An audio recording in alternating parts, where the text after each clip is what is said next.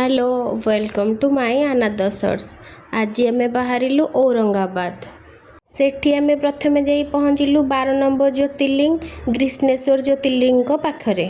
Sethi year and pi एते भीड़ थिला, बहुत दूररू लाइन लंबी जाइथिला, किंतु ठाकुरंक दयारु आमको गोटे लोक हेल्प कले।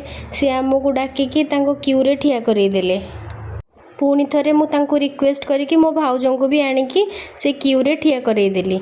तापरे आमे समस्ते सपरिवार लाइन ने ठिया ही ठाकुरंको दर्शन करबा पई लागि पड़िलु। एठी देखंतु भाई भौणी कौन होउचंदी। झियो ता पापांको कांधरे बसला बोली पुओ भी कहला मु भी कांधरे बसिबी। भाई भौणींकर चलीची खेल। पुलिस एठी अनाउंस कले जे केही भी वीडियो की फोटो उठेई परिबेनी। देखंतु हम पुओ केमती रागुची मो ऊपरे, खाली टिंगी टिंगी होउची, कहूची नानी फोन छड़े कि नहीं गले जानिबो। जदि मो वीडियोटी आपण मानक भल लागुची सब्सक्राइब कर देबे। मु रहली बाय। ओम नमः शिवाय।